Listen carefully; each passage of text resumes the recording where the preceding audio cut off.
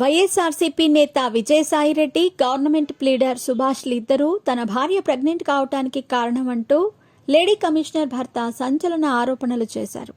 ఈ ఘటన ఇప్పుడు ఏపీలో హాట్ టాపిక్గా మారింది. మరి దీనికి సంబంధించిన వివరాలేంటో?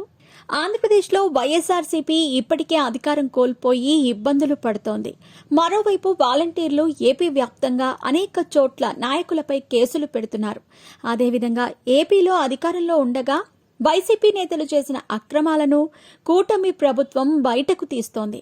మరోవైపు వైసీపీ పార్టీ కార్యాలయాల అక్రమ నిర్మాణాలను కూడా అధికారులు కూల్చివేస్తున్నారు. వైసీపీ నేతలు కబ్జా చేసిన భూములను తిరిగి ప్రజలు స్వాధీనం చేసుకుంటున్నారు.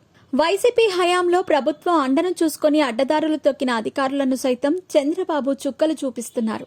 ఇటీవల ఏపీ మాజీ సీఎంపై సైతం గుంటూరు పోలీసులు కేసు నమోదు చేశారు. ఏపీలో వైసీపీ ప్రభుత్వం ఇస్తున్న వరుస షాకులతో కుదేలవుతుంది. ఈ నేపథ్యంలో తాజాగా వైసీపీకి దిమ్మ తిరిగే షాక్ లాంటి ఘటన ఒకటి వెలుగులోకి వచ్చింది. వైఎస్ఆర్సీపీ నేత విజయసాయిరెడ్డి చేసిన ఘనకార్యం ఇప్పుడు ఏపీలో హాట్ టాపిక్ గా మారింది. దేవాదాయ శాఖలో పనిచేస్తున్న అసిస్టెంట్ కమిషనర్ శాంతితో ఆయన రాసలీలలు సాగించారట. ఇటీవల ఆయన భర్త మదన్ మోహన్ చేసిన వ్యాఖ్యలు ప్రస్తుతం వార్తల్లో నిలిచాయి. శాంతి భర్త మదన్ మోహన్ విదేశాల్లో ఉంటున్నారు.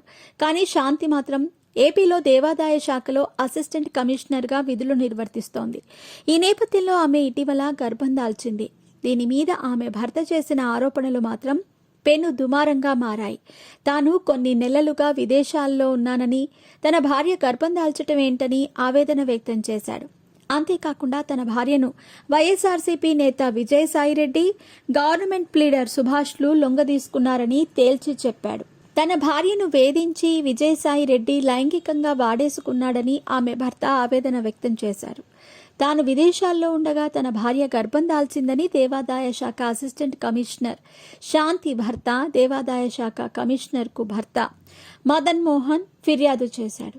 తన భార్య అక్రమ సంతానానికి తండ్రెవరో తేల్చాలంటూ దేవాదాయ శాఖ కమిషన్ను కోరుతూ లేఖ రాశారు. అదేవిధంగా తనకి మ్యాటర్ లేదని, డాక్టర్ సర్టిఫికెట్ సృష్టించి తెప్పించుకునే కుట్రలో విజయసాయిరెడ్డి నిమగ్నమయ్యారని ఆరోపణలు చేశారు.